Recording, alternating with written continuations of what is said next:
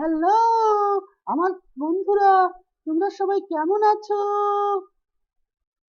কেমন আছো সবাই? আজকে দিনাজপুর অনলাইন প্রাইমারি স্কুলের ক্লাস ফেস্টিভ্যাল চলছে। আজকে এবং কালকে 2 দিন ধরে এই ক্লাস ফেস্টিভ্যাল চলবে। তোমাদের সবাইকে এই ক্লাস ফেস্টিভ্যালে ক্লাস দেখার আমন্ত্রণ রইলো। তোমাদের সবাইকে সবাইকে শুভেচ্ছা শুভেচ্ছা। তোমরা সকলেই ভালো থেকো, ভালো থেকো, ভালো থেকো। বন্ধুরা, কেমন আছো তোমরা? নিশ্চয়ই অনেক ভালো আছো। তোমরা সব সময় ভালো থাকো, সেই শুভকামনায় থাকে আমার সব সময়। তোমরা নিরাপদে থাকো, সুস্থ থাকো এবং বাড়িতেই থাকো। তো সুপ্রিয় শিক্ষার্থীবৃন্দ, আমি বেনজির হক রিপন, সহকারী শিক্ষক, ক্যাটরা সরকারি প্রাথমিক বিদ্যালয়, বিরামপুর, দিনাজপুর। তোমাদের সামনে তৃতীয় শ্রেণীর বাংলা বিষয়ের একটি পাঠ নিয়ে আমি আজকে উপস্থিত হয়েছি। তো তৃতীয় শ্রেণীর যারা শিক্ষার্থী রয়েছে, তোমরা তোমাদের তৃতীয় শ্রেণীর বাংলা বই, আমার বাংলা বই এবং সাথে খাতা এবং কলম নিয়ে প্রস্তুত হয়ে যাও। আশা করি তোমরা অনেকেই প্রস্তুত হয়েছো কিংবা প্রস্তুতি নিয়েই এই ক্লাস দেখতে বসেছো। তাহলে চলো আমরা আর কথা না বাড়িয়ে আমরা আমাদের যে সংশ্লিষ্ট ক্লাস রয়েছে সেই ক্লাসে চলে যাই। সুপ্রিয় শিক্ষার্থীবৃন্দ, তোমরা নিশ্চয়ই চিত্র এই শব্দটার সাথে তোমরা পরিচিত অনেকেই। চিত্র শব্দটা তো শুনেছো নাকি? চিত্র মানে হচ্ছে ছবি। তো এই যারা ছবি আঁকায় তাদেরকে কি বলা হয়? তাদেরকে বলা হয় চিত্রশিল্পী। তো যারা ছবি আঁকায় তাদেরকে বলা হয় চিত্রশিল্পী। আচ্ছা, তোমরা এরকম বাংলাদেশের এরকম ছবি আঁকা বিখ্যাত কয়েকজন, তাদের নাম বলতে পারবা? একটু চেষ্টা করো দেখি। ছবি আঁকায় বাংলাদেশের বিখ্যাত চিত্রশিল্পী, একটু চেষ্টা করো। আমি তোমাদের সহযোগিতা করি, ঠিক আছে, সমস্যা নেই। একটু সহযোগিতা করি, সহযোগিতা করলে তোমরা অবশ্যই পারবে। আচ্ছা দেখো তো, তোমাদেরকে আমি একটা ছবি দেখাই, এনাকে তোমরা চিনতে পারো কিনা একটু চেষ্টা করো। আমি তোমাদেরকে একটা ছবি দেখাচ্ছি। আমরা ছবিতে একজনকে দেখতে পাচ্ছি, নিশ্চয়ই তোমরাও দেখতে পাচ্ছ। তোমরা কি চেনো ইনি কে? ঠিক ধরেছো, ইনি হচ্ছেন আমাদের বাংলাদেশের একজন বিখ্যাত চিত্রশিল্পী, একজন প্রখ্যাত চিত্রশিল্পী।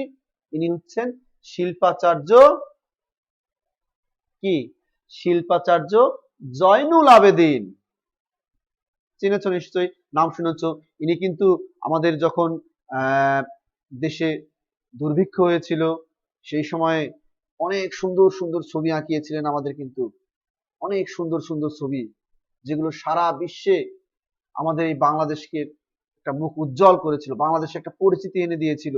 এবং বাংলাদেশে যে এরকম একটা দুর্ভিক্ষ চলছিল, ইনি এটাকে তুলে ধরেছিলেন এনার শিল্পকর্মের মাধ্যমে। চলো আমরা এনাকে তো চিনলাম সকলে, ইনি হচ্ছেন সেই আমাদের বিখ্যাত চিত্রশিল্পী শিল্পাচার্য জয়নুল আবেদিন। ইনাকে নিশ্চয়ই তোমরা সকলে চেনো, দেখেছো নিশ্চয়ই। আচ্ছা ঠিক আছে, নাম জানো? ইনার নাম হচ্ছে,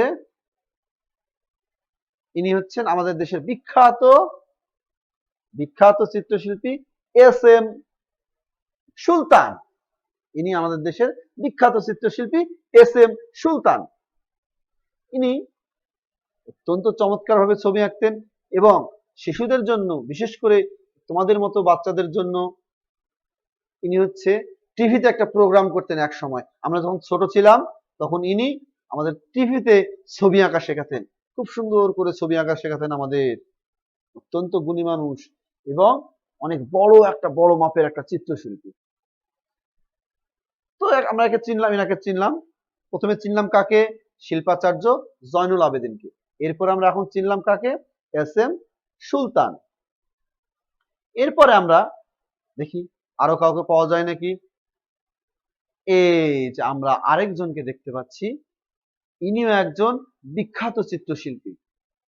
আমাদের বাংলাদেশের সমসাময়িক যে সমস্ত চিত্রশিল্পী রয়েছেন, বাংলাদেশের যে সমস্ত সমসাময়িক চিত্রশিল্পী রয়েছেন তাদের ভিতর ইনি অন্যতম একজন চিত্রশিল্পী। ইনি হচ্ছেন কে, চেনো তোমরা? ইনি হচ্ছেন হাশেম খান। ইনি একজন আমাদের সমসাময়িক যে চিত্রশিল্পী যারা রয়েছেন তাদের মধ্যে ইনি একজন বিখ্যাত চিত্রশিল্পী। এরপরে তোমরা হয়তো মনে মনে বলছো যে এত শিল্পীর নাম কেন বলছে, তাই না?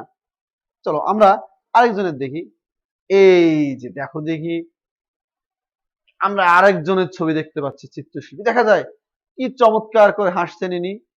ইনি কে জানো? ইনি হচ্ছেন কে? ইনি হচ্ছেন কামরুল হাসান। ইনি হচ্ছেন কামরুল হাসান। আজকে আমরা যে পাঠটা পড়বো এই পাঠটা মূলত এনাকেই নিয়েই, এই যে বিখ্যাত যে চিত্রশিল্পী রয়েছেন কামরুল হাসান, এনাকে নিয়েই আমাদের আজকের পুরো পাঠটা।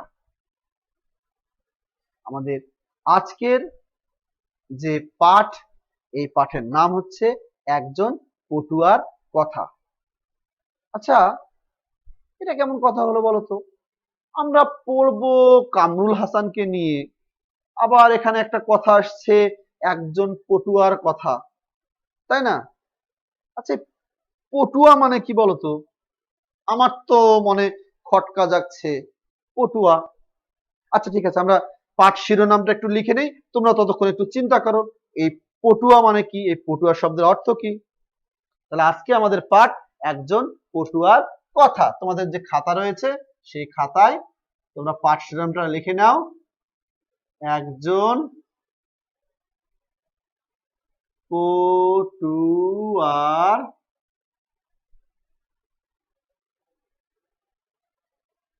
কথা। এই হচ্ছে আমাদের আজকের পাঠ। তো তোমরা নিশ্চয়ই লিখতে লিখতে এই একজন পটুয়ার কথা, এই পটুয়া শব্দের অর্থটা কি তোমরা নিশ্চয়ই বুঝে গেছো? আচ্ছা ঠিক আছে, আমি তোমাদের একটু ব্যাখ্যা করে দিই। পটুয়া, পটুয়া হচ্ছে মূলত যিনি বিশেষ কোনো পটভূমির উপর, যিনি বিশেষ কোনো পটভূমির উপর কল্পনা করে চিত্র আঁকেন, সেটি কি বলা হয় মূলত পটুয়া। আর তোমরা মনে মনে সংক্ষেপে বলতে পারো পটুয়া মানে হচ্ছে চিত্রশিল্পী, এটা তোমরা সংক্ষেপে মনে করতে পারো। কিন্তু আমাদের যে বাংলা একাডেমি রয়েছে, এই বাংলা একাডেমির ডিকশনারিতে রয়েছে যে পটুয়া হচ্ছে যিনি বিশেষ কোনো পটভূমির উপরে এই চিত্রকলা রচনা করেন বা করেছেন, তাদেরকে আমরা বলবো পটুয়া। তাহলে আমরা জেনে গেলাম যে একজন পটুয়া, পটুয়া হচ্ছে মূলত একজন চিত্রশিল্পী। তো সুপ্রিয় শিক্ষার্থীবৃন্দ, আমরা জেনে গেলাম আজকের পাঠ শিরোনাম একজন পটুয়ার কথা। তোমরা তোমাদের যে এই পাঠ্যপুস্তক রয়েছে, এই পাঠ্যপুস্তকের ৭২ নাম্বার যে পৃষ্ঠা রয়েছে, দেখতে পাচ্ছ তোমরা ৭২ নাম্বার পৃষ্ঠা, আমি তোমাকে একটু দেখাই, কাছে নিয়ে যাই। এই ৭২ নাম্বার পৃষ্ঠা তোমরা একটু বের করে নাও। তার আগে বের করতে থাকো, তার ভিতরে আমি একটু বলি। তো আমাদের এই যে কামরুল হাসান রয়েছেন, এনার কিন্তু একটা পুরো নাম রয়েছে, আমরা সংক্ষেপে ওনাকে জানি যে এনার নাম কামরুল হাসান, কিন্তু এনার একটা পুরো নাম রয়েছে। তোমরা কি জানো এই পুরো নামটা কি? ঠিক আছে, আমি এনার যে কামরুল হাসান, এই কামরুল হাসানের পুরো নামটা আমি লিখে দিচ্ছি। তোমরা তোমাদের যে নোটবুক রয়েছে, যে খাতা নিয়ে তোমরা বসেছো, সেখানে এনার পুরো নামটা তোমরা একটু লিখে নাও, কারণ তোমাদের এই পাঠ্যপুস্তকে কিন্তু এই কামরুল হাসানের পুরো নামটা কিন্তু এখানে দেয়া নেই। এনার পুরো নাম হচ্ছে আবু শরাফ মোহাম্মদ কামরুল হাসান। এনার পুরো নাম হচ্ছে আবু শরাফ মোহাম্মদ, মোহাম্মদ, কত বড় নাম দেখছো? এক লাইনে শেষ হতে চায় না। আবু শারাফ মোহাম্মদ কামরুল হাসান। নিশ্চয়ই তোমরা নামটা বুঝতে পেরেছো।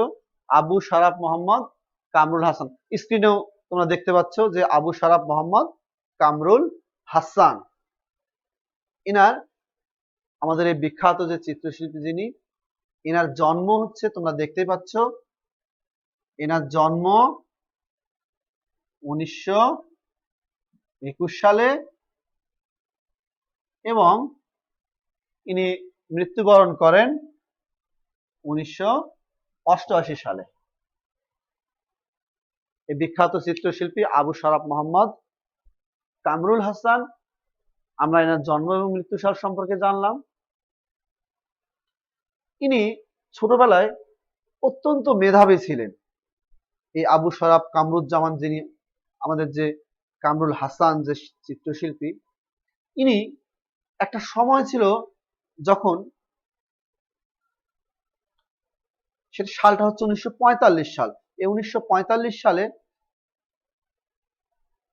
তখন এই অবিভক্ত বাংলায় তখন ইনি আমাদের শরীর চর্চা এবং ব্যায়াম প্রতিযোগিতা হতো।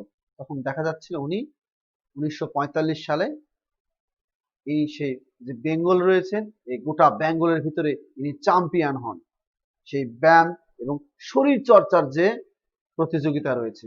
তারপর থেকে পত্রিকা, গোটা পত্রিকায় সারা দেশে তোমার নিউজ পত্রিকাতে খবর চলে আসলো যে একজন চিত্রশিল্পী, মানে যিনি ছবি আঁকেন, সে ব্যায়াম এবং শরীর চর্চাতে সারা দেশে কি হয়েছে, চ্যাম্পিয়ন হয়েছে।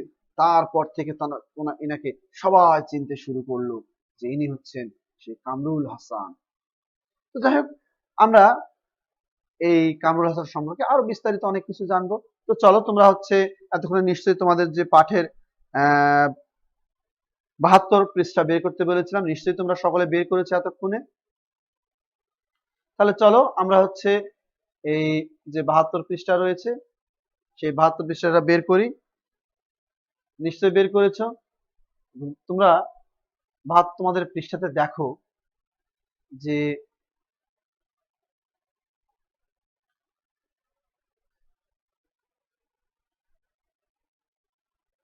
কাট,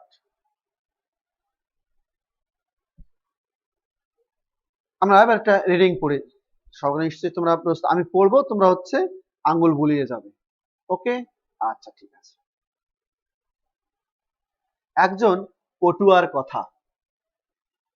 1945 সাল পত্রিকায় প্রকাশিত হয়েছে সারা বাংলায় ব্যায়াম ও শরীরচর্চা প্রতিযোগিতার খবর। তাতে প্রথম হয়েছে একজন শিল্পী। ছবি আঁকার স্কুলে পড়েন তিনি। তিনি মিস্টার বেঙ্গল হয়েছেন। পত্রিকায় ছবি বের হলো, চারিদিকে হইচই পড়ে গেল। এভাবে তিনি সবাইকে তাক লাগিয়ে দিয়েছিলেন। তিনি আর কেউ নন, তিনি শিল্পী কামরুল হাসান। তারপর অনেক দিন কেটে গেছে। 1971 সাল, মুক্তিযুদ্ধের বছর। পাকিস্তানি সেনা শাসক ইয়াহিয়া ক্ষমতায়, তার হুকুমেই বাংলাদেশে নির্মম গণহত্যা হয়। তার চেহারাকে দানবের মতো করে আঁকলেন তিনি। বাংলাদেশের মানুষ আবার তাকে নতুন করে জানতে পারল। ইনি সেই শিল্পী কামরুল হাসান। বাংলাদেশের জাতীয় পতাকার চূড়ান্ত নকশা তিনি করেছিলেন। তার জন্ম কলকাতায়, বাড়ি বর্ধমান জেলার নরেঙ্গা গ্রামে। বাবার নাম মোহাম্মদ হাশিম, মায়ের নাম আলিয়া খাতুন। তাহলে চলো আমি এবার পড়বো, আমার সঙ্গে তোমরা একটু রিপিট করে পড়ো। ওকে, আচ্ছা ঠিক আছে। একজন পটুয়ার কথা। 1945 সাল পত্রিকায় প্রকাশিত হয়েছে সারা বাংলায় ব্যায়াম ও শরীরচর্চা প্রতিযোগিতার খবর। তাতে প্রথম হয়েছেন একজন শিল্পী। ছবি আঁকার স্কুলে পড়েন তিনি। তিনি মিস্টার বেঙ্গল হয়েছে। পত্রিকায় ছবি বের হলো, চারিদিকে হইচই পড়ে গেল। এভাবে যিনি সবাইকে তাক লাগিয়ে দিয়েছিলেন, তিনি আর কেউ নন, তিনি শিল্পী কামরুল হাসান। তারপর অনেক দিন কেটে গেছে, 1971 সাল, মুক্তিযুদ্ধের বছর, পাকিস্তানি সেনা শাসক ইয়াহিয়া ক্ষমতায়, তার হুকুমেই বাংলাদেশে নির্মম গণহত্যা হয়। তার চেহারাকে দানবের মতো করে আঁকলেন তিনি। বাংলাদেশের মানুষ আবার তাকে নতুন ভাবে জানতে পারল। ইনি সেই শিল্পী কামরুল হাসান, বাংলাদেশের জাতীয় পতাকার চূড়ান্ত নকশা করেছেন তিনি। তার জন্ম কলকাতায়, বাড়ি বর্ধমান জেলার নরেঙ্গা গ্রামে। বাবার নাম মোহাম্মদ হাশিম, মায়ের নাম আলিয়া খাতুন। তাহলে সুপ্রিয় শিক্ষার্থীবৃন্দ, তোমরা নিশ্চয়ই আমার সঙ্গে তোমরা পুরো যে পড়াটা আছে আজকে আমরা পড়ে নিলাম। আমরা মূলত আজকে পড়েছি এই যে প্রথম যে পাতাটা রয়েছে পুরোটাই আমরা পড়ে নিয়েছি। আমরা এবারে দেখব, তোমরা একটু খুঁজে দেখো তো, এখানে আমরা নতুন কিছু শব্দ পেয়েছি, সেই শব্দগুলো কি হতে পারে, এবং কিছু যুক্ত বর্ণযুক্ত আমরা শব্দ পেয়েছি। তো এই যুক্ত বর্ণযুক্ত শব্দগুলো একটু আমরা দেখে নেই, দেখি এখানে যুক্ত বর্ণযুক্ত শব্দ কি রয়েছে। তোমরা একটু খুঁজতে থাকো, প্রথম থেকে তোমরা দেখা শুরু করে নাও যে কোথায় যুক্ত বর্ণযুক্ত শব্দ রয়েছে। এখানে একটা রয়েছে, আমরা দেখেছি একটা শব্দ শিল্পী, শিল্পী একটা শব্দ রয়েছে। এখান থেকে আমরা যুক্ত বর্ণ যেটা পেতে পারি, এই একটা যুক্ত বর্ণ আমরা পেয়ে গেলাম, লয় প। তাহলে এইটা কি হতে পারে? এটা হচ্ছে ল যোগ প, এই তো ল যোগ প। আচ্ছা, এই ল প দিয়ে একটা যদি আমরা শব্দ তৈরি করি, এরকমটা শিল্পীতে পেলাম, এরপর আর কি শব্দ হতে পারে একটু আমি বলে দেই, তোমরা আরো শব্দ, বিকল্প শব্দ তোমরা চিন্তা করে নেবে। একটা শব্দ হতে পারে অল্প, হতে পারে না? অল্প, বাহ কি সুন্দর একটা শব্দ। এরপরে আমরা যদি অল্প দিয়ে একটা বাক্য তৈরি করতে চাই, তাহলে কি হবে? এই অল্প শব্দটা দিয়ে, অল্প হচ্ছে অল্প, আমি একটু বলে দিই, লিখলে হয়তো অনেকটা সময় চলে যাবে। অল্পতেই তুষ্ট থাকা ভালো, হয়ে গেল, অল্পতেই তুষ্ট থাকা ভালো। এরকম করে অল্প দিয়ে তোমরা আরো হচ্ছে নতুন নতুন আরো অনেক সুন্দর সুন্দর তোমরা বাক্য তৈরি করে নেবে। এরপরে দেখো একটা শব্দ আমরা পেয়েছি মিস্টার। মিস্টার একটা আমরা হচ্ছে যুক্ত বর্ণযুক্ত শব্দ পেয়েছি। শব্দটা হচ্ছে কি শব্দ? মিস্টার, র ফলা, ত যোগ র ফলা, আমরা এভাবে যুক্ত বর্ণ পেয়েছি।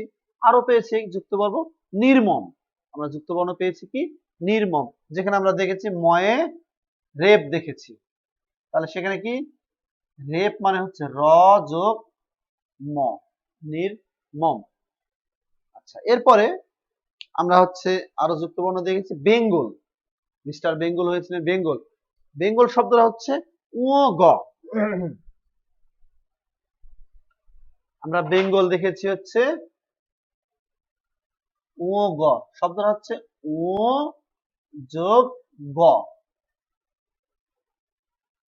বেঙ্গল।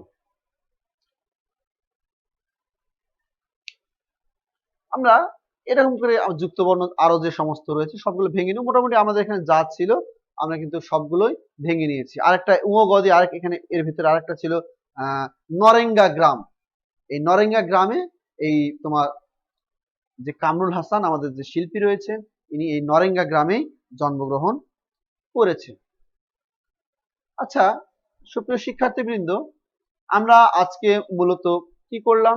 আজকে আমরা হচ্ছে এই যুক্ত বর্ণগুলো ভেঙে নিলাম, আমরা হচ্ছে কি করলাম, তারপরে এই যে সংশ্লিষ্ট যে পাঠটা রয়েছে পাঠটা আমরা রিডিংও পড়ে নিলাম। এই তো। আচ্ছা, আমরা এবার যে কাজটা করব, তোমাদেরকে আমি এখান থেকে ছোট ছোট কিছু প্রশ্ন জিজ্ঞেস করব, নিশ্চয়ই তোমরা পারবে, পারবে না? আচ্ছা। বলতো কত সালে কত সালে তিনি ব্যায়াম ও শরীরচর্চা প্রতিযোগিতায় প্রথম হয়েছিলেন? কত সালে প্রথম হয়েছিলেন? একেবারে ঠিক বলেছ, 1945 সালে। আচ্ছা, তিনি কি খেতাবে তিনি কি খেতাব পেয়েছিলেন? তিনি চ্যাম্পিয়ন হওয়ার পরে তো একটা খেতাব পেয়েছিলেন, সেই খেতাবটার নাম কি মনে আছে? ঠিক বলেছ, এই খেতাবটার নাম হচ্ছে মিস্টার বেঙ্গল। উনি মিস্টার বেঙ্গল খেতাব পেয়েছিলেন। আচ্ছা, এরপরে আরেকটা অত্যন্ত গুরুত্বপূর্ণ প্রশ্ন তোমাদেরকে পারতেই হবে। আমাদের জাতীয় পতাকার চূড়ান্ত নকশা কে তৈরি করেছিলেন?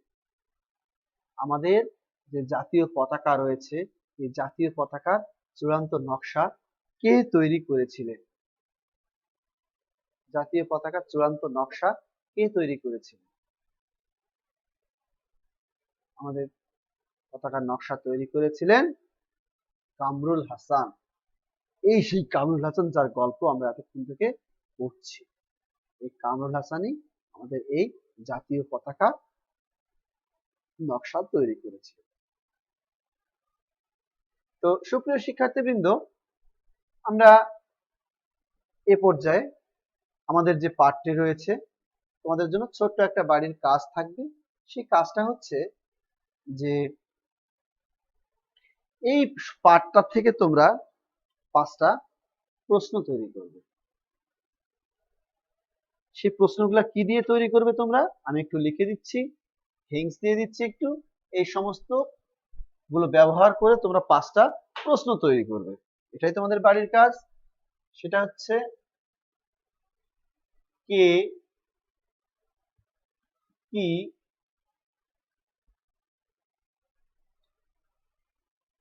কিভাবে কেন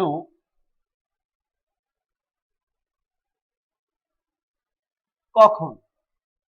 1 2 3 4 5। এখানে আরেকটা হতে পারে অতিরিক্ত, আমি দিয়ে দেই।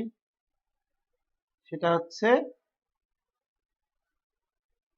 কোথায়? কে কি কিভাবে কেন কখন কোথায়?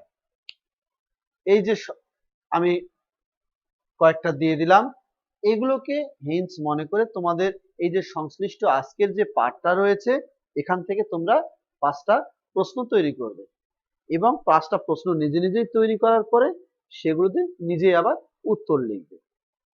মনে থাকবে নিশ্চয়ই তোমাদের সকলের? যেমন আমি তোমাদের একটু এখান থেকে একটা প্রশ্ন বলতে পারি যে আমাদের জাতীয় পতাকার নকশা কে তৈরি করেছিলেন? এইভাবে আমি একটা কে দিয়ে বললাম, তোমরা কি কিভাবে তারপরে কেন কখন কোথায় এগুলো দিয়েও প্রশ্ন তৈরি করবে। নিশ্চয়ই মনে থাকবে। যেমন এখানে তোমাদের একটা আছে যে প্রশ্নটা হতে পারে কি রকম, কত সালে মুক্তিযুদ্ধ হয়েছিল? তোমরা এখান থেকে প্রশ্ন তৈরি করতে পারো। এভাবে তোমরা হচ্ছে 5টা প্রশ্ন তৈরি করবে। তো সুপ্রিয় শিক্ষার্থীবৃন্দ, আমরা আমাদের যে সংশ্লিষ্ট পাঠ রয়েছে এই পাঠের একেবারে শেষ পর্যায়ে চলে এসেছি। তো তোমরা সকলেই ভালো থাকো, সুস্থ থাকো। তোমাদের সকলের জন্য সুস্বাস্থ্য কামনা করছি। এই করোনার যে ক্রান্তি লগ্ন আছে, এই করোনার ক্রান্তি লগ্নে তোমরা সকলেই বাড়িতেই অবস্থান করো এবং সবসময় নিজেকে পরিষ্কার পরিচ্ছন্ন রাখবে, এই প্রত্যাশায় রইল। সবার জন্য আবারও সে শুভকামনা ব্যক্ত করে আমার আজকের ক্লাসের এখানে সমাপ্তি টানছি। সকলকে ধন্যবাদ, অসংখ্য ধন্যবাদ অত্যন্ত মনোযোগ সহকারে আমার এই ক্লাসটা পর্যবেক্ষণ করার জন্য এবং এই ক্লাসটা দেখার জন্য। তো সুপ্রিয় শিক্ষার্থী, আবার পরবর্তী ক্লাসে দেখা হবে। সে পর্যন্ত সকলেই ভালো থাকো, সুস্থ থাকো।